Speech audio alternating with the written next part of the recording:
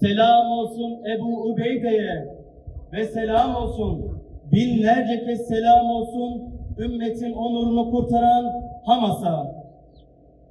Değerli hocalarım, kıymetli üniversiteli kardeşlerim, İsrail işgalci güçlerinin Filistin halkına uyguladığı aleni soykırımın 176. günündeyiz. Anaların sütü akmaz oldu, ekmeklere mazlumların kanı karıştı.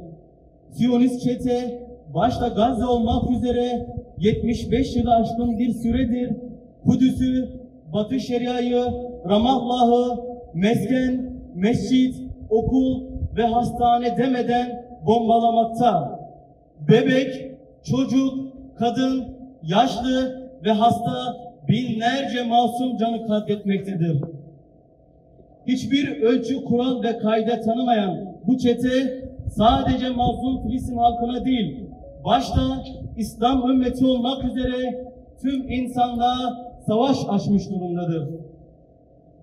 Gazze halkı meşru direnişini ortaya koyarken onları yaralayan, bizleri derinden yüzen, geri kalan dünyadaki iktidar ve sermaye sahiplerin bu ahlaksız orduya ve devlete verdikleri destek ve maalesef ki Müslüman halkların suskunluğudur. Evet, ey ehli vicdan sahibi olan yetkililer ve dünya kamuoyunun duyarlı liderleri, bu vahşete dur demenin vakti çoktan gelip çatmıştır. Buradan Müslüman liderler başta olmak üzere tüm dünya liderlerine, halklarına ve uluslararası kamuoyuna sesleniyoruz. Havaalanları ve deniz limanları Siyonistlerin her türlü gemi ve uçaklarına kapatılmalıdır. Buradan oraya ticari veya askeri mal gidiş gelişi derhal durdurulmalıdır.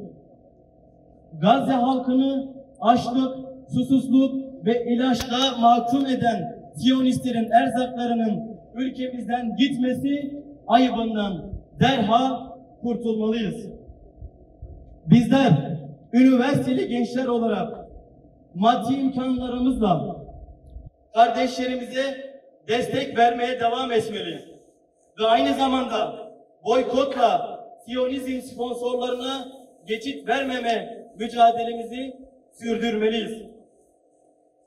Hamas'a selam, direnişe devam. Hamas'a selam, direnişe devam. Hamas'a selam, direnişe devam. Hamas'a selam, direnişe devam. Mübarek Ramazan ayında havalarda uçuşan kardeşlik ve dayanışma edebiyatının Gazze'nin sınır kapılarına takılması bir yüzyıl utanç vesikası olarak geleceğimizi esir alacaktır.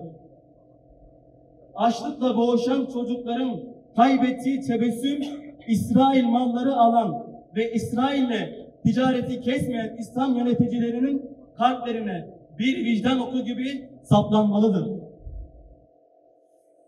Nehirden denize özgür Filistin için tüm insanları vicdani, insani, İslami görevini yapmak için bulundukları her yerde Gazze'yi gündemde tutmaya davet ediyoruz. Son olarak bizler Batman Üniversitesi'nden söz veriyoruz. Asla susmayacağız. Asla durmayacağız. Mücadelemizi sürdüreceğiz. Her ilden, her meydandan, her kampüsten haykırmaya devam edeceğiz. Tekbir! Allahu Tekbir! Allahu Tekbir! Allahu Allahu Ekber! Allahu Ekber! Allahu Ekber! Allahu Ekber! Batman Üniversitesi'nden Gazze'ye, Gazze direnişine bin selam olsun.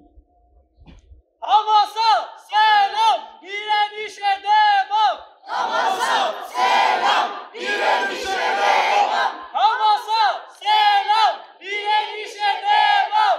Hamas'a selam, direnişe devam. Allah hepinizden razı olsun arkadaşlar.